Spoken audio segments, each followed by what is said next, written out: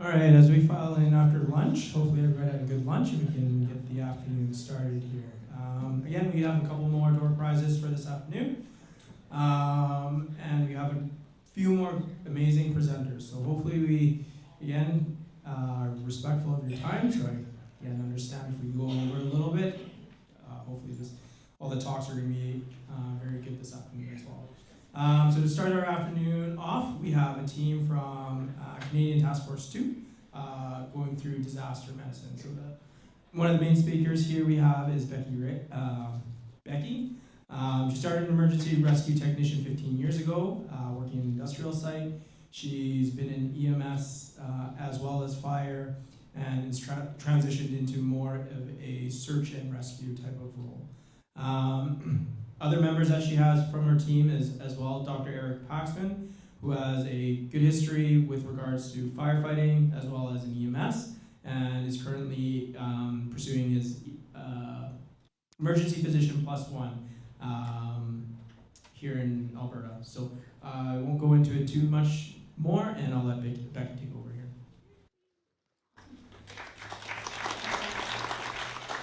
Can you guys hear me okay? Awesome, thank you guys. Thank you, Glenn, for the warm introduction, and thank you guys for having us. Like Glenn said, I'm Becky, this is Eric. We're with Canada Task Force 2, which is a disaster response team based out of Calgary, Alberta. We're going to talk a little bit about a topic that's near and dear to us, which is disaster medicine.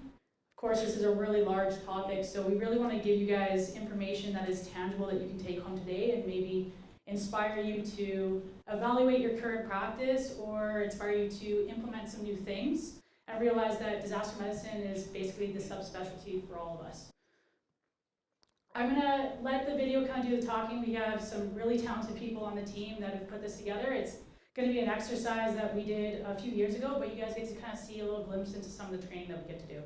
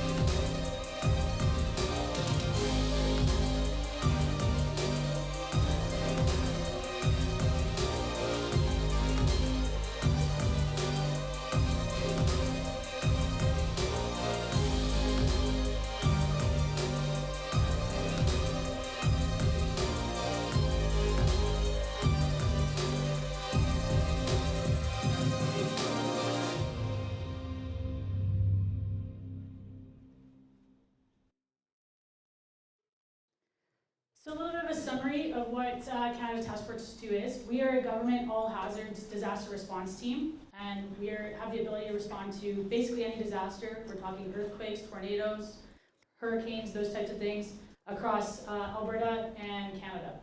We are very similar to, if you guys have heard of FEMA in the States, that's a very similar model to what we do. Three kind of main components is our USAR components, so heavy urban search and rescue. That's our structural collapse capabilities, rescue capabilities, those types of things. And then we also have incident support, incident management teams, and logistics.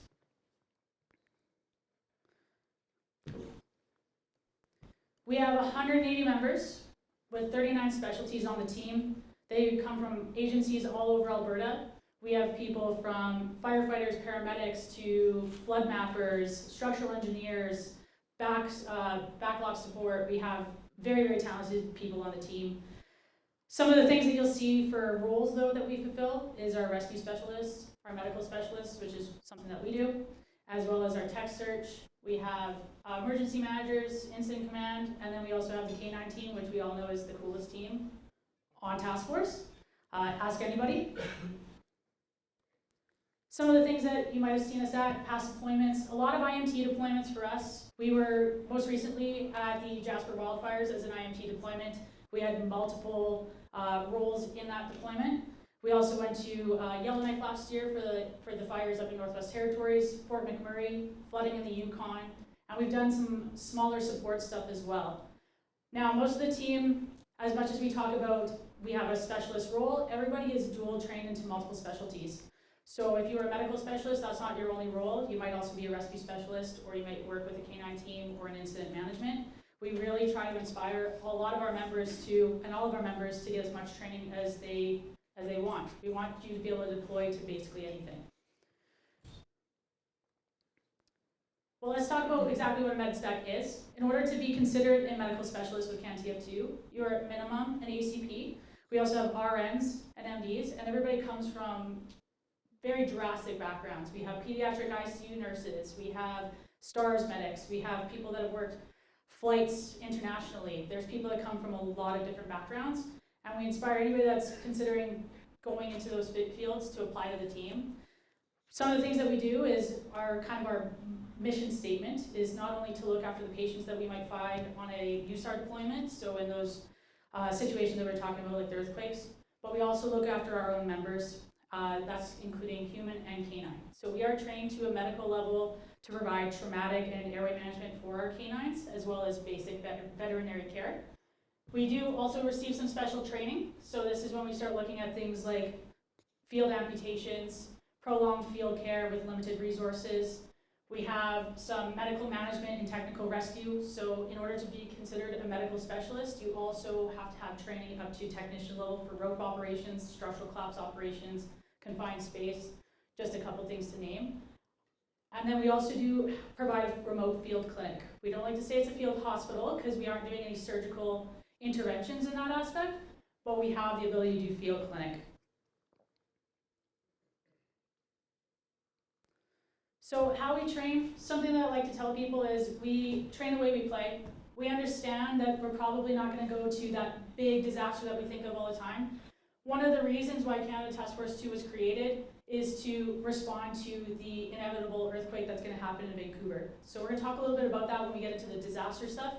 But this is our rubble pile at the MAT Center. This is something that we are using on a regular basis, as well as the inside of the MAT Center. That's the multi-agency training center in Calgary. We invite outside agencies all the time to come and train with us. Something that we'll do is we'll look at multiple day exercises. We also do specialized training where we really focus on certain aspects of our job. So things like airway management and austere environment. We talk about it sometimes, but have you ever had to intubate or crike in a tiny little hole underneath a rubble pile with a lot of exposure after a patient's been there for 24 to 48 to 72 plus hours? That's something that we really try to look at, because if we're going to be responding to those emergencies, we're looking at that 5% that's in that pile. So I think when we start talking about disaster medicine, it's really important to define exactly what is a disaster. If you Google what is a disaster, which I did in preparing for this, because we always have lots of different definitions, everybody has a drastically different, eloquent way that they put it. But at the end of the day, the biggest things that you need to understand about disasters is that it is completely relative to your resources available. And there's some certain aspects in order to create it to be as what's considered a disaster. Think about your own home agency. How would you guys handle a multi-vehicle MVC? And I'm talking, 3, 4, 5 vehicles with multiple patients. Is that something that you're going to be able to respond to easily, or is it going to exhaust all your resources? That, to you, by definition, if it's going to exhaust your resources and you immediately are like, we can't handle that easily, that's by definition a disaster.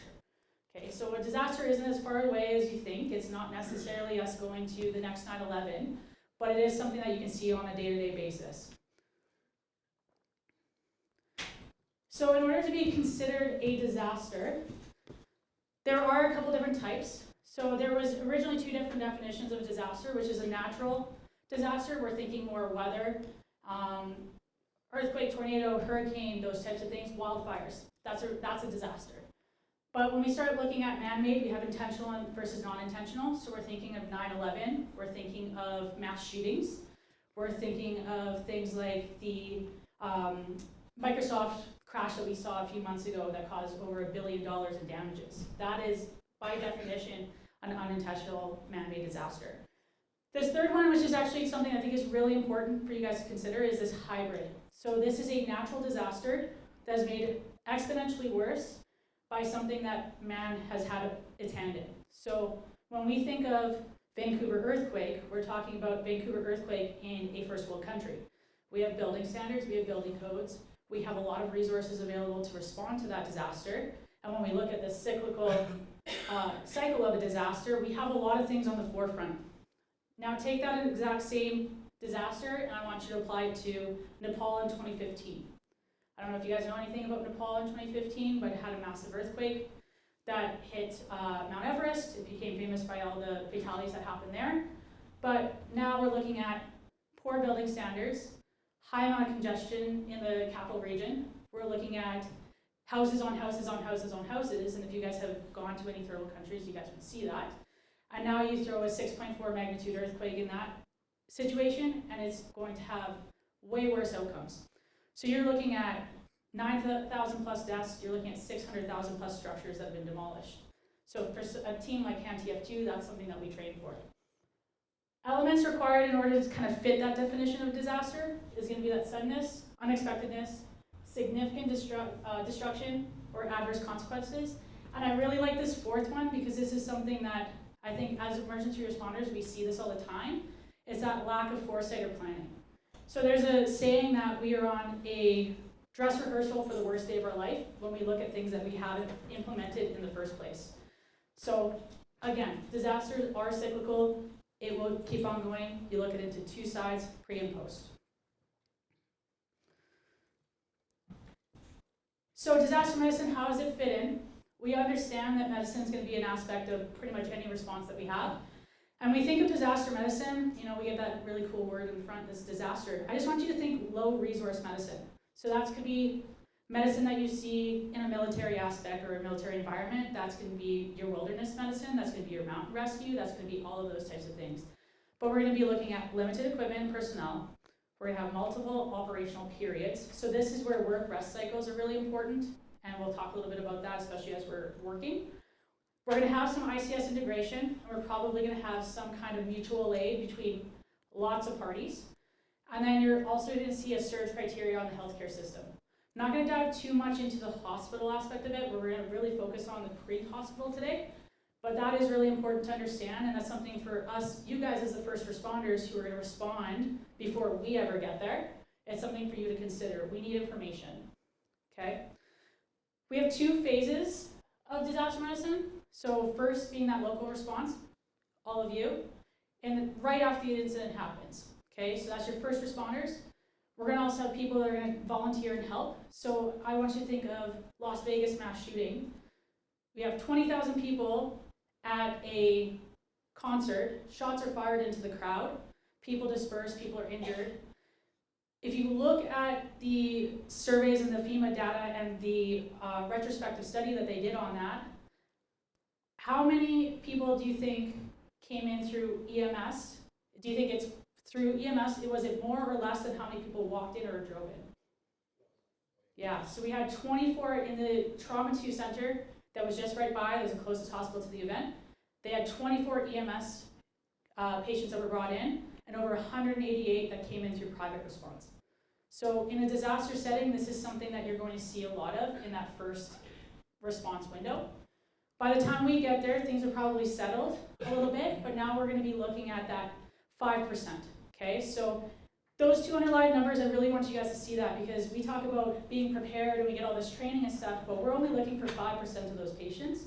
You guys are going to be dealing with 95% of those patients, right? So a lot of differences can be made in that first 24-hour window. Some of the things that we talked about, limited resources, this is the thing that we navigate all the time. We also have limited interventions and medications in a disaster, right? So we're not looking at necessarily what we would see in a response during war times, where a lot of the medical officers are going to be dealing with soldiers that have been impacted, where you have those healthy 20 to 30 average age patients. We're going to be looking at patients from all ages and all levels of health. So what kind of medications do we have available? Are we able to treat normal day-to-day things in a disaster? Not necessarily if we have lost all those resources.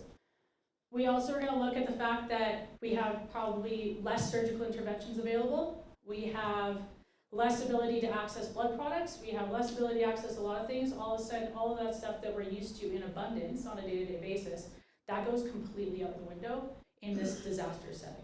Okay. So how exactly can we provide good medicine in a disaster? And this is something that in our team, we really try to look at this from so many different lenses, because for us, we understand that if we get deployed, we're going to be going for those 5%. We're going to be going for these high acuity, low occurrence events. But there are so many things that we can do on the front end that might make that survivability window a little bit bigger for a lot of our patients. So we consider disaster medicine the ultimate sport and team sport in healthcare. Every single one of you is a disaster medical specialist second, right? We are all medical providers, but at the end of the day, when something happens, we're all going to come together, and all of a sudden you guys are all going to be wearing med spec badges just like I am, right? So 4 things that we like to think about, and this is kind of like really important things that we hit home to our team when we're doing our training and we're thinking of ways that we can be better at disaster medicine or how we can share that message, is at the end of the day, you need to understand that the very first thing is we need to mitigate risk and minimize loss in a disaster. If we're looking at those tens to hundreds to thousands of patients, we need to do the most good for the most amount of people. And if anybody here has experienced triaging, and I don't know about you guys, but when they were teaching you triage in school, it really seemed like we needed to be perfect every single time when we triaged. Do you guys feel very similar? You feel like, I have to get this right the first time. One of the things that we can do is we can improve our triage capabilities and practice that, and that's something that we can do to minimize our loss. Second, and you'll see this actually painted on the wall at Canada Task Force 2 if you guys ever come down for training, is every rescue is a medical call. And what we mean by that is that rescues or extrications are just basically we just need to navigate the fact that every single rescue is an EMS call with complicating factors. We need to be good at the basics. So you've heard it from multiple speakers today. LOCs, ABCs, it is what we need to be really good at. And how good do you think we are as EMS when it comes to temperature management? We have a hypothermic patient, or we have a patient that has traumatic injuries. How good are we at managing their temperature? I'd say probably not very good. You're going to hear a lot about that today. And we need to do more with less. We need to understand our full capabilities of our scope. We need to understand full capabilities of all the things that we have on our trucks. So I'm going to talk quickly about triage, but I really love this quote from Dr. Josh Bezanson. He said it on a podcast. He is one of our physicians on the team as well. But he said triage is like Visine and you need to get the red out. At the end of the day, when we triage and you are that very first responder, you need to understand that we need to have information in order to make decisions, especially when we start navigating those patients through the healthcare system. So I think everybody here has seen the START triage. I'm not here to tell you what's best, START, SALT, CTAS, whatever. I will say this, that the best triage system is whatever triage system you practice the most and you are ready to implement at a time of crisis. Same thing for anybody in your service. So even if you're like, I know that we can be better triage in my organization, are you ready to triage today on your truck if something was to happen? If you were to go to that 5-car pileup, you were to go to that tent collapse, you were to go to a tornado, are you ready to triage however you see fit and identify red patients? That's what you need to do. You guys use CTAS every day. So I'm not here to tell you which one's better, but I will say that you are more qualified, when I did the quick math, than 99.996% of the population triage. So you are the best person to do it. I also really like to hit home that it's primary triage and not perfect triage.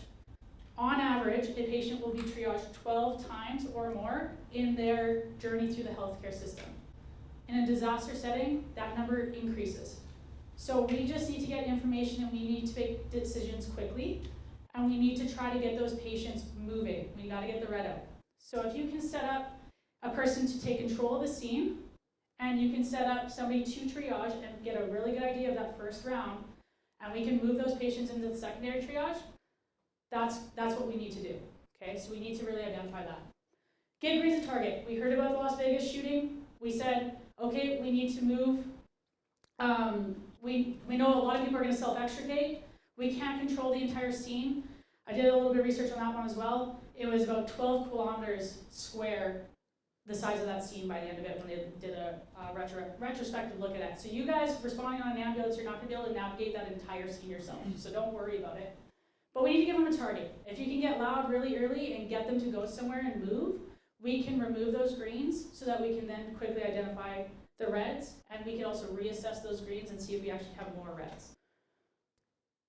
LOC ABCs, so if you start looking at the start triage, I know sometimes people get really focused. It's almost like we completely forget how to assess people, and we start adding more and more tasks into that triage role. You need to do a quick assessment of this. So we were able to remove those greens by getting them to walk wounded over. Blacks, we can go do that one adjustment on that airway, or we're just going to leave them. But if you're like, I don't really understand this RPM or the 32 can do and how I can utilize this on a regular basis, think of it as LOCs, ABCs. If the patient can engage with you and understand, but they just can't walk, they're not a red. If they are altered in any way, shape, or form, they are a red immediately. Okay? If they can, if we look at airway management as well, we say, okay, well, they have to breathe over 30, and you're sitting there trying to count. If the patient can talk, if they're 1 to 2 word sentences, and then now they're taking a breath, they're breathing over 30 by basic math, they are a red. Have you guys ever tried to do pulse checks when your heart's racing and you try to do it on lots of people really quickly? I don't know, I see people shaking their head yes. So cap refill, we talk about that. We know that it's not the best, most accurate thing. A lot of people go for the finger. What we like to do, especially in start triage and we're starting to get face-to-face with people, 2 fingers on the palm. It's a really great way to do cap refill real quick. So that's how we can kind of look at those. If we can get, I know that you guys are probably all pros to triage and you do all those things, but those are some tips and tricks that we've really thrown at people and we've practiced, and we see people get a lot more comfortable with triaging. And then you're going to see this gray card. So we had a couple of FEMA teams come up and do some training with us, and we did an MCI training, and I understand that we're not those first responders that are going to be getting there on scene, but what if we have a secondary event or something, or we have an incident that happens to our rescuers during an event, you know, we have a secondary structural collapse. It is something that we need to be good at. So we've done some MCIs with, 30 to 50 patients, and we start, all of a sudden now you get into that secondary triage, we start moving patients out of a pile, and we get them into our, our treatment area, and we got somebody going, well, I now have 20 red patients. What patient is the most red? So the gray card is something that they've implemented down in FEMA on a couple of teams as part of protocol, but if not, it's a conversation piece. So these are your red patients that are red if resources are available, they're black if resources are not. We know it's a really resource-heavy patient. Could be your patients that are starting to herniate and stuff. We may have to shift them over to that black card, but if we think that we're able to throw some resources at them, or we can reallocate resources if we stabilize them enough, we call them a gray card. And then that just gives practitioners, because we understand this is the hardest job you will ever have to do, is triage mass amounts of people. We give them freedom to be able to maneuver their resources around and do, again, the most good for the most people. We had a gray card at a recent exercise that we did practice on, and we were able to stabilize for a little bit, move resources, and then as patients started to move and get transferred, we were able to throw resources back. So use the gray card, it's a really great option. And this is my last slide, I'm going to pass it over to Eric, but this is something that is really important to me. As somebody that has worked in an integrated service, I feel like this is something that, as firefighters and EMS, we did kind of naturally in those integrated services because you understood each role. But how many of you have been on a call, and I'm going to use an MBC extrication as this example, where we have found that teams are working in 2, there is a extrication or a rescue being planned, and it is not necessarily for the betterment of the patient, but it's because it's the easiest thing for us to do. You may not want to admit to it, but I know that that's something that we do. When we train in rope rescue, we train in structural collapse, we talk about the rescue all of the time, and it's rare that we talk about the patient. If you practice that way, and you don't ever talk about the patient considerations and how you package them or managing their treatments, you won't do it in real life. So it is a huge mission for us on our team that everything we do is for the betterment of our patients. And I understand that I just said we have to do the most good for the most people, but you start getting down into those patients where we're going to be doing an extrication on a patient that's been in a pile for 48 hours. We know that the only reason that we're doing this is because there's a person there, and we want to have longevity for that patient. So that kind of goes in my point of a live rescue does not equal a long-term survivor. So when you start looking at things, and there's some studies that have come out of Turkey and Nepal where they were extricating patients that have been stuck under rubble for extended periods of time, we understand that you take a healthy 25-year-old patient with no comorbidities and you throw them in a pile for 48 hours, hemodynamically they are not the same patient anymore.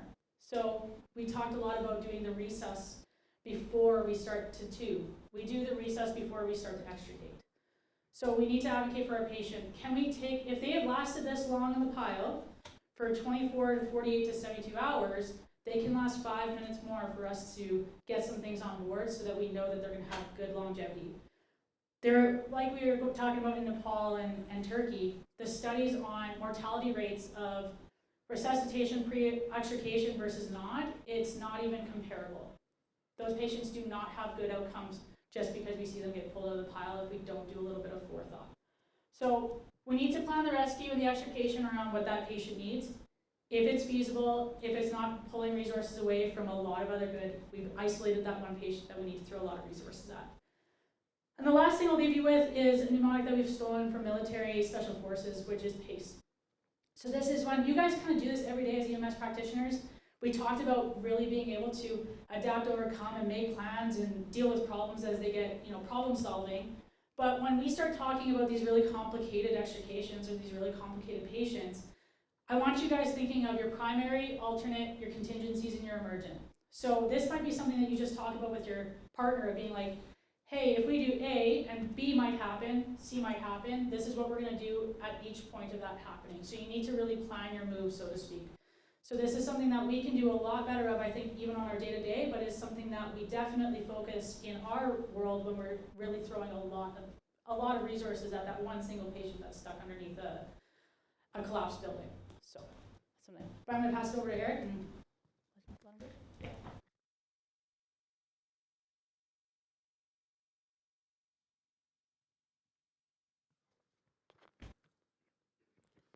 All right. Oh, you're logged out. Okay, all right. So my name's Eric Baxman. So I'm a physician on the team. I've only been a physician. I just finished residency in July, so I'm a baby.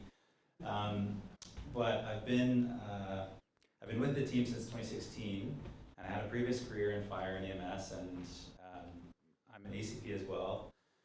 I started fire when I was 18. I feel like I did it forever. I know I look young. That's changing because I have a 4-month-old now. So, but my main thing is that I'm a military physician, so that's my full-time gig. So I'm a Reg Force Army doc, and so we do a lot of this stuff, which is a lot of planning and preparation in anticipation of potential disasters. And battlefield medicine, I was just talking to somebody else on the team about this earlier. Battlefield medicine is a great place to study what potentially could happen in disaster medicine, because disasters are very difficult to study because like the medicine involves, you have no idea when that's going to happen, like when a disaster is going to happen, and so it's all in hindsight. And we know that retrospective evidence is not really quite as good as prospective. So I think that from that lens, hopefully I can offer some insight. So what I'm going to talk about right now is some unique illness and injury patterns in disasters, and they're not necessarily unique. They're not unique to disasters, like probably all of you have seen all of these things, but the reason I think that this slide is important is because when you think about what type of disaster might happen in your local area or where you might respond, you can anticipate the types of injuries that you'll see if you can anticipate what type of disaster. So for example, like here, I mean, we may have, like occasionally we have like, magnitude like 4 earthquake or something like that. It's not gonna hurt anybody. It might wake up grandma or something like that, but she's not, getting injured. Whereas tornadoes here and floods here and wildfires here are where, in Alberta anyway, we're gonna see these disasters. So, so on the slide, so in earthquakes, for example, so the middle slide shows, and I apologize, these are just stock photos because I haven't taken any personal photos of any of these things, and we haven't responded to any earthquakes yet. with task force, but so this is a building collapse following an earthquake, and so you can see, you can anticipate based on what you see right here that there might be some people entrapped. There might be some people who are actively suffocating. So if you're trapped in a room and you're breathing, a fixed quantity of air, you only have so much time. And then crush injury and crush syndrome. So a lot of trauma. And then we have tornadoes. So Alberta, I mean, we've seen some tornadoes. Luckily, they don't hit a lot of cities, and we don't have a lot of population density. But honestly, like, I wrote penetrating trauma up here, but then afterwards, when I was reviewing it, I was like, actually, so what kills people in tornadoes is actually blunt trauma. So it's either large objects hitting people or people hitting large objects. So penetrating trauma you don't see too much, but where you do see that is eye trauma. And you don't really see that much in many of these other things. So earthquakes, you might have like chemical exposure in your eyes, but that's one thing that you have to be ready for if you're getting called for a tornado. Floods, tsunamis, and hurricanes, those are all very similar injury patterns. And the main thing with anything related to water is actually, like, I talk about this a little bit more, but like we talk about trauma a lot. But the main thing to consider here is disruption of services and disruption of primary care. So people with underlying medical illness, and we'll get into that a little bit more. But in all these things, so you see drowning, you see blunt trauma, you see infection, especially GI. If you think like in this photo, like whatever sewer system is there, that is now like all above ground. So if you're rescuing patients out of here and they have swallowed any water, they're very likely to have GI illness. Contaminated wounds and hypothermia, especially. Like if anyone's been, under the water at any point or even partially, then they're at very high risk for hypothermia. And then wildfires. So again, like people aren't really getting burned in wildfires, really. People are getting inhalation injuries if you're close, like if you're a firefighter, or you're having exacerbation of underlying illness, which is like COPD, asthma, that kind of stuff. So those are some things that we see. And so this is kind of the next major part of the talk. So this is kind of what I wanted to bring to you guys as an EMS, a group of EMS professionals. So how do you get better at disaster medicine? You can't go to disaster clinic. You can't say like, I haven't seen a crush injury in a while. I think that I'll just pop into this disaster clinic and just see this guy in rhabdomyolysis because he got his leg crushed. Because if you said to me, well, I'm not very good at delivering babies, because that's like, it's few and far between, but I'm sure many of you have done it or almost done it. You've taken care of somebody who's in active labor. I would just say, well, I'll send you to the floor, to the wards, and you can deliver like 10 babies in a day at the foothills if you want. I mean, they deliver way more than that, but that's probably how many you'll get to deliver. So you can't really do that. So, and I really, really liked Jack's talk actually, because he talked about the basics a lot. And a lot of medicine, a lot of being good at medicine is mastering the basics. And if you talk to anyone in the special operations, Navy SEALs and Army Rangers and Delta Force and stuff like that, and you ask them like, why are you guys so much better at your job than your average person? It's because of the time they dedicate to training on the basics. So if you know the basics very well, you can be good at disaster medicine.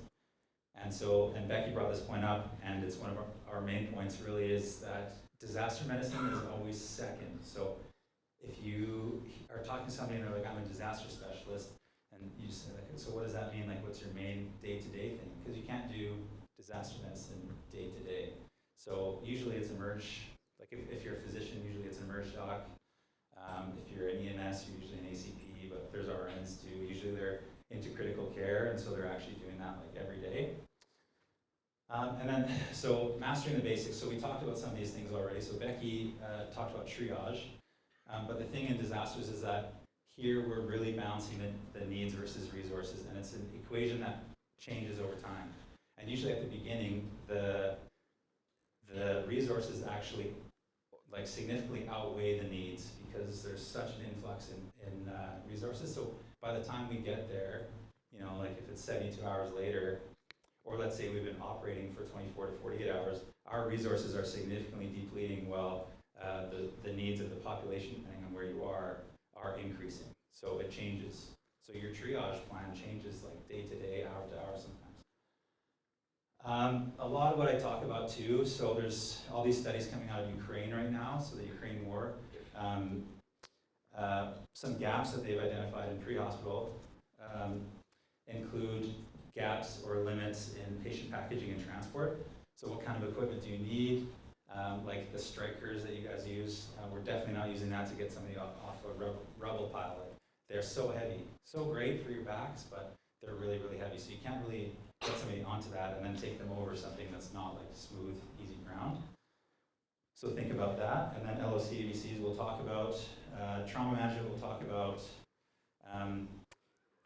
So triaging injuries and illness. So that's more like medical problems, and I'll talk about that as well. So basically like balancing like, okay, what's our main issue? Is it actually trauma? Like this is an open, I don't know, tib fracture, but also this person has like underlying type 2 diabetes, CAD, and kidney disease. What's gonna kill them? And then prolonged field care, so we'll get into that as well. Just wanna make sure I'm not gonna miss anything there. Oh yeah, you're locked out. Okay, so trauma. So how can you be better at disaster medicine from the trauma lens? So like I said, Jack's had a really, really good presentation on the basics of trauma. But essentially, like if you know the ABCDEs of trauma and sometimes death, you can do this really, really well. And it doesn't really take, like it doesn't take a CT scanner to identify the majority of injuries. So in terms of E, so exposure, so one example that I was going to use is you know, there's this old adage that goes something like, the deadliest injury is the second one, because you missed it because the first one was like an arm amputation, and you got them, you know, managed right away. You had a tourniquet on there, you had a fluid bolus running, and you had pressors ready, and you did everything right. Oh, but they actually had a penetrating abdominal wound, but I forgot to take their shirt off because this was spurting blood everywhere, and I just didn't expose them.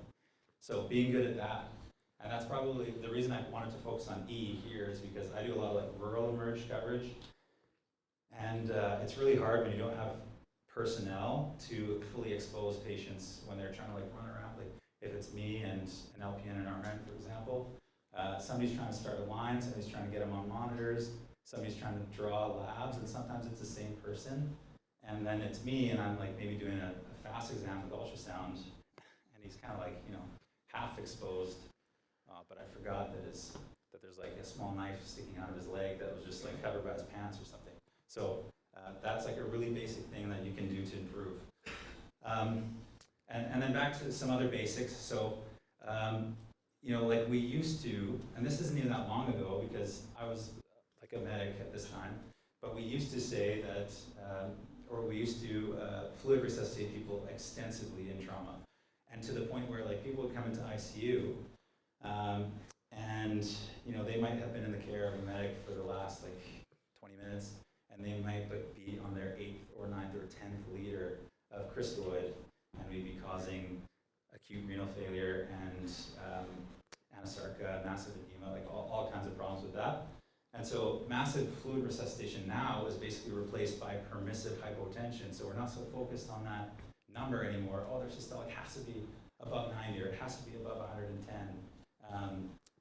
And then damage control resuscitation, which is this second point. So, the third point. So it's now a cornerstone of hemorrhage treatment. So it's early and aggressive bleeding control. So with tourniquets and with TXA and with whatever you can do, wound packing and combat gauze, that kind of stuff, followed by limited use of optimal fluids. And the fluids, I mean, it's controversial. Ringers if they're septic, and saline if for anything else. I don't know, ask a surgeon. And then other things. So other really basic tenets of trauma medicine is to anticipate hypothermia and hypovolemia. And Becky kind of mentioned this, but there's actually a study done in Canada, I can't remember, this is like 10 years ago, on pre-hospital trauma patients and their temperature when they arrived to the trauma base. Any guesses on what the average number of patients, like in percentage, were hypothermic when they arrived? 60%? 100%. 100%. And this is like summer, spring, fall, winter, any season in Canada. They all arrived, 100% of them were hypothermic, which I think they said like below 36. So they have like a soft thing for that. But so just, I bring that up because it illustrates the point, like we focus so much on treatment, but like doing things, but we're not that good at preventing things from happening. So just like wrap them up in a blanket, crank the heat in the back of your bus, like all that sort of stuff. And then if you're in a hole like this, I mean, concrete just like sucks the heat out of people. So get something underneath them if they're gonna be there for a long time. And that's why we say, like, we want to resuscitate before we extricate. We wanna, it's not so much how fast can we get the patient out, it's how fast can we get somebody in there, because we can manage all these things. And then vascular access, another major basic tenet of trauma management. And I'm just going to say IOs. So, it used to be like bouncing down gravel road in the back of an ambulance trying to like start an IV. It's not like that so much anymore. But IOs, like I say in a trauma, I'll give you one good try on each arm and then do an IO. But when there's low light and maybe you're in a combat zone and it's dangerous, or maybe there's chemicals around or something like that, you got to move the patient. And IO is rapid, safe, and effective. Okay, and then pain control. So this is another basic thing. And Emily talked about Penthrox for pain control, and it's been touched on a few times. But the reason I bring it up is because, well, so this first point, so Quinn et al., so that's one of the studies on the Ukraine war right now. So they found another major gap in their care is pain control. And I wanted to give you guys an example of how bad pain control or poor pain control can make a bad day worse. And like Emily said, so pain rarely ever kills anyone, and that's right. It's probably not going to kill anyone. But what it does is it increases sympathetic tone or sympathetic drive. So when you have your young, healthy guy and he's got tons of adrenaline in his adrenal glands and it's pumping out and it's keeping his blood pressure up because he's in pain, then maybe that's good. But the majority of our patients in disaster medicine or disaster zones are not going to be young, healthy people. They're going to be people who don't have a lot of sympathetic tone at baseline. And they're also going to be people with comorbidities. So they're going to have underlying diabetes, CAD, kidney disease, all sorts of chronic issues. So if you have intractable pain for a prolonged period, you have this ongoing sympathetic drive, it increases heart rate, increases rest rate, increases systolic blood pressure. Now you start having chest pain in your victim who's down in the hole and they've been there for 2 days and now you're trying to get them out as quickly as you can. What are we going to do if somebody has a cardiac arrest down there? They need PCI. There's nothing that we can do quickly to get them out. We could, I don't know, could we start heparin down there? Maybe, but that's like, it's probably not going to work. It also might lead to hyperglycemia. So let's say you have somebody who's diabetic and they're down in the hole for hours or days. So now we're getting into, okay, is this pain that's untreated going to lead to DKA, for example, in a type 1 diabetic? Or delirium. So this is something that you see even in young people, so especially in the battlefield. So you have like a leg amputation or something like that, and you're not able to appropriately manage this patient's pain, and they're like a young 20-year-old guy. The longer it goes on, the more likely they are to become delirious. And so, on the battlefield, so we talk about like removing the weapons from this person, because once they go into delirium, you have no idea what they're going to do. So they become a safety risk to themselves and to you. And that also applies in disaster zones. So they might not have a weapon on them, but they might swing at you. You might be on a rope system. They might have a knife on them. Like, you have no idea. So delirium is dangerous. So anyway, key principles of what you can do to manage somebody's pain in austere medicine. So this is like backcountry medicine. This is disaster zone medicine. So establish calm. So you can talk to them calmly, and you can establish a therapeutic alliance. So introduce yourself, tell them who you are and where you're from, and use their name, use their first name. That actually goes a long way. And the next thing I put up here is PO meds over IV and IM meds, because again, I'm talking about this in from the lens of like backcountry medicine, wilderness medicine. PO meds weigh almost next to nothing compared to IV drugs. So like liquids in your kit, and they're always in glass vials, they weigh so much. They're very easy to use. The contraindication to them usually is whether you can swallow. So if somebody can't put it in their mouth and swallow, then it kind of saves you from giving it to them. So that's like acetaminophen, so Tylenol, Advil goes a long way. And then if I was going to pick one drug to take for IVIM, it would be ketamine. And the reason is because you can give it IM if you need to. You can give it IV if you need to. IM, you can give it 50 milligrams every 30 minutes. Or IV, you could give it 20 every 20 minutes, depending on your size. But just be ready to deal with some of the consequences that might happen. You can give it in low doses or high doses, but no in between. And then Penthrox is also on there. I didn't put it in here because it takes up a lot of kit space, but they're not paying me yet to suggest it or recommend it, so it didn't make it. Okay, next thing. So another really basic thing. This is something that we all do in our daily job, like on our day job every single day, and that's basically dealing with people's chronic health issues and public health issues. So we tend to focus on those victims that were acutely injured by disaster events. So like I said, the trauma, all the sexy stuff. But really, we need to meet the health needs of the entire affected population. And that tends to be people who are already sick chronically or subacutely before this happened. Because unfortunately, like if this large, if this massive earthquake does hit Vancouver, like we'll probably be talking about deaths in the hundreds, not the hundreds of thousands. So like when an earthquake hits Haiti, for example, like those people are already at baseline, have malnutrition, they have poor health, they don't have access to clean water, like drinking water or food. So they are already at baseline, way worse off than we would be in Canada especially. So just think about that. So consider the consequences of those things. So disrupted access to primary care. So anyone who's on dialysis, like, sorry, probably not going to make it. Anyone who, like I said, has a cardiac event and needs PCI, then that's very unlikely to happen because you're not going to have roads, you're not going to have access to the hospitals. Poor sanitation, limited access to clean food, water and food, and crowding. So, outbreaks are very, very common following disasters. And if you ask lay people why, a lot of them say, well, it must be related to these piles of dead bodies that,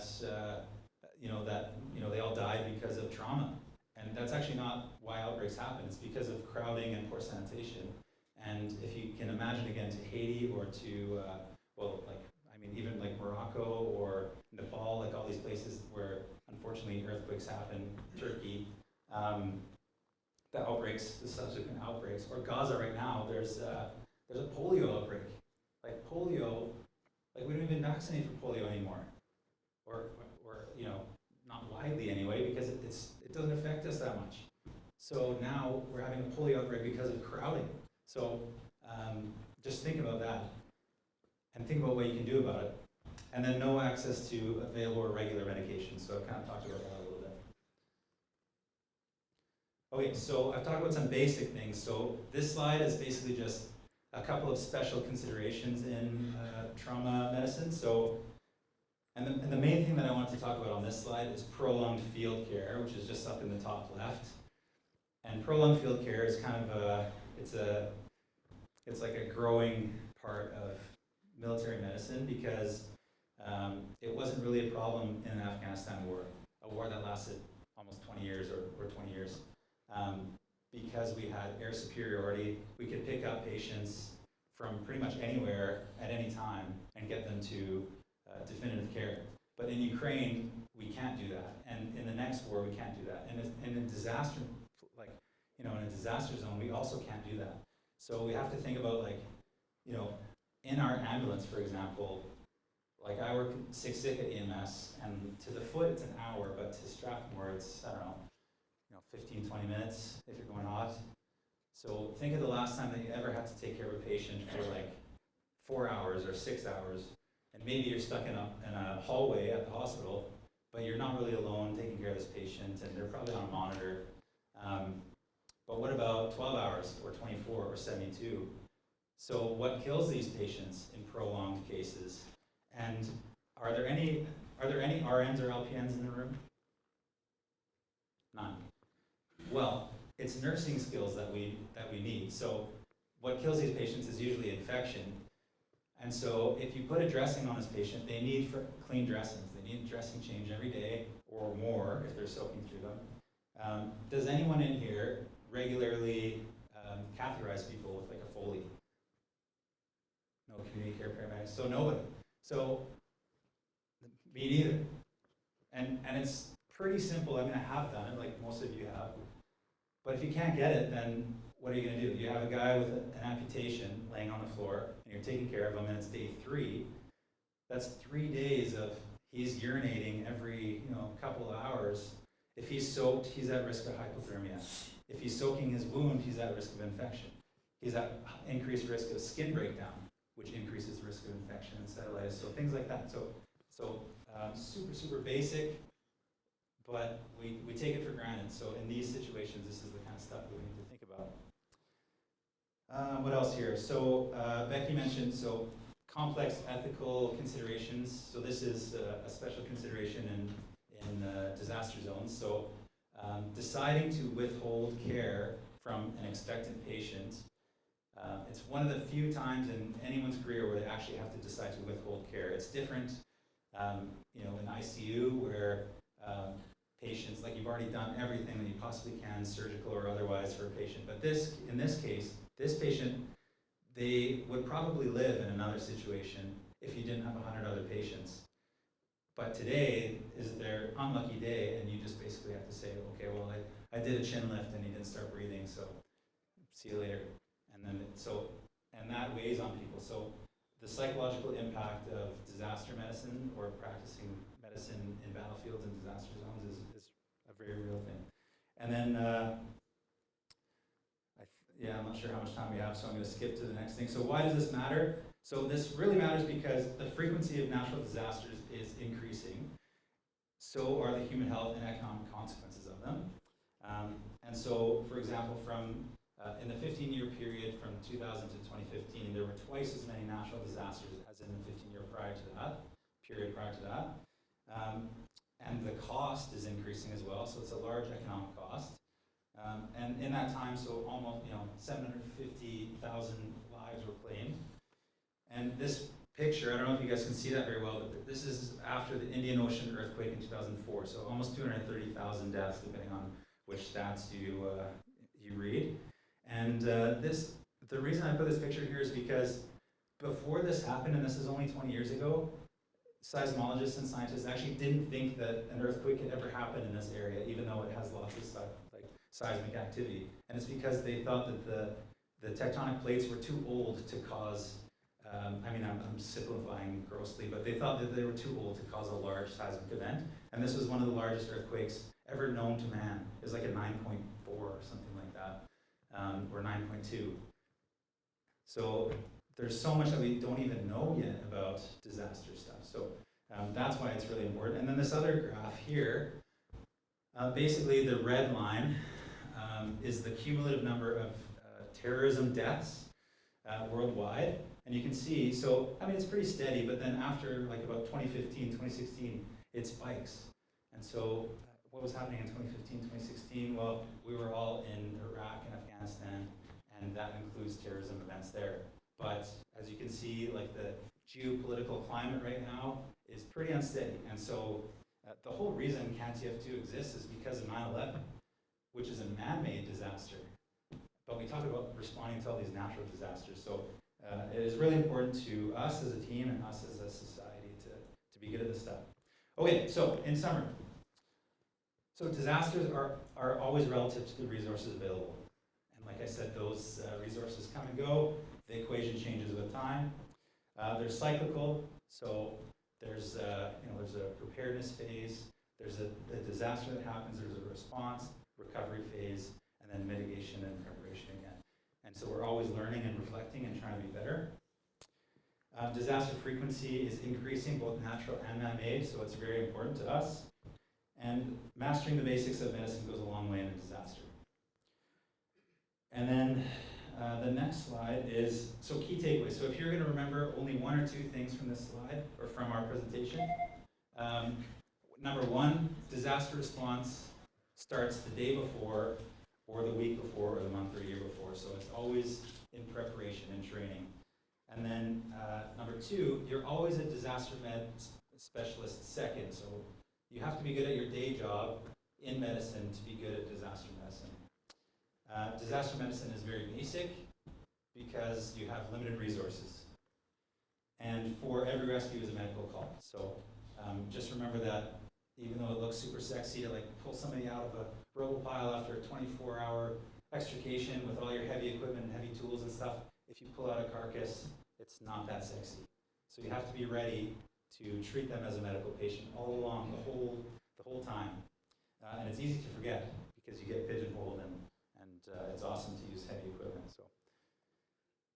So thank you guys for listening, and we're open to any questions. Do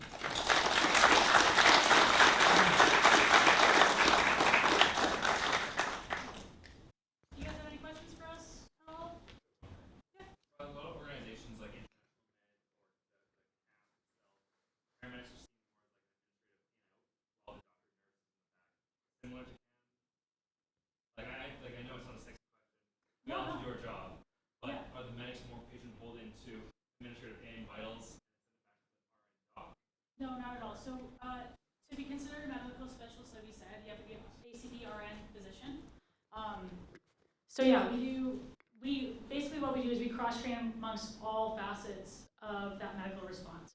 So even when we were doing our rubble pile exercises and our medical management and technical rescue courses and stuff, we will do it all together because we want to be able to facilitate. We don't know exactly who will get deployed because it is technically a volunteer basis. You do get paid on deployment, but if we have a mass disaster, we'll talk Vancouver earthquake, we're going to be doing waves of deployments. So our medical specialists might be in the first round, it might be Eric and myself, and in the second round it's Tony, who's one of our RNs.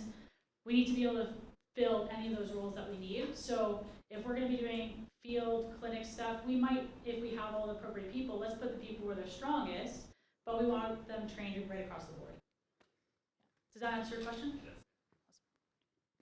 I can say from the military side, just briefly, like it ends up being like that some of the time. It just depends on the specialist, like the specialty of the physician.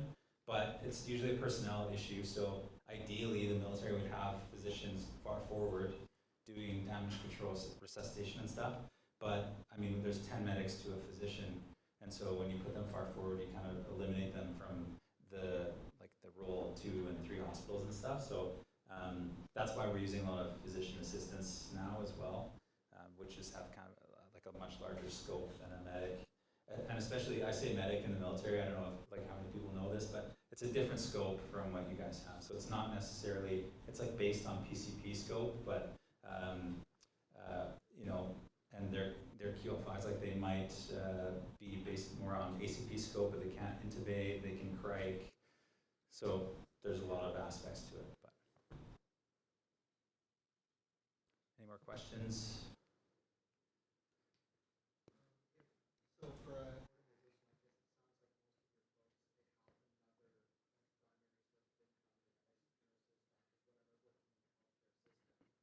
what does it look like for anybody who's already working to get involved with you guys? What the career path they're looking for, that time commitment, some training, all that sort of thing? Yeah. Becky's our medical team lead, so she's well versed in all this stuff. Yeah, so like we said, there is a heavy volunteer aspect to it. So, and when you start looking at we can't control when a disaster happens or when we're going to be requested, because we have to be requested formally in order to respond. So a lot of our people are cross-trained into a couple different things in order to be more deployable. So especially with our incident management team roles, we get requested quite frequently for that. So they will cross-train between medical as well as that side. I would recommend that if you're thinking about considering maybe applying, there is minimum requirements in regards to the amount of hours that you would need to put in to be qualified to maintain your status with the team. But there is like no shortage of opportunities to get those hours. I would say, and since I've been on the team since 2020, I've probably put on average 200 to 300 hours a year with the team because of all of the opportunities that they have. So there is ways that you can kind of navigate if you're looking. It's not something that you would do full time as a job. We do only have 4 full-time members on the team that are paid members, but every year we're growing so much more. So who's to say what that'll look like in a few years? But if you were going to look at optimizing your ability to get on the team, I will say CANTF2 is probably out of the 6 federal teams in Canada, we have the most diverse backgrounds of people. So we have people that are RNs to flood mapping to structural engineers to all those things. So it opens up a lot more opportunities. And it's a really great networking opportunity. The people that are on the team are usually pretty good at what they do, where they come from. So it opens up a lot of opportunities work-wise as well. Any more questions? So I'm just going to go back a slide. So It didn't come up. Oh, weird. It came up in a weird thing. Yeah. Well, I have cards for you guys that we'll leave them out there if you guys want to get a hold of us. yeah, we have a booth out there. I was just going to say, so my email's up here, but you can come talk to me. So if anyone is interested in like advancing your medical career, so going into a PA program, like for example, Calgary just started a physician assistant program, I believe this year, or I know some paramedics sometimes are interested in doing med school or whatever. If you have any questions about that, feel free to please email me. I've been lucky to have some really, really good mentorship, and I try to give that back as much as I can. Or if anyone has interest in like military medicine or that kind of stuff, so please email me, come talk to us. If you're interested in joining the team, Becky's the person to talk to, so come grab a card and talk to us a little bit more. Thank you.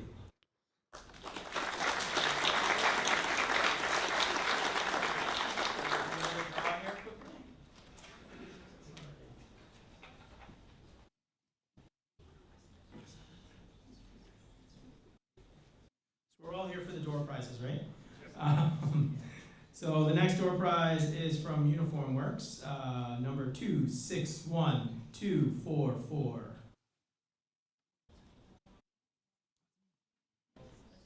That person leave on it? Yay! All right, so again, I appreciate everybody's time. We'll take about a 5-minute break and we'll try to get back on track here. See you in 5 minutes. Thank you.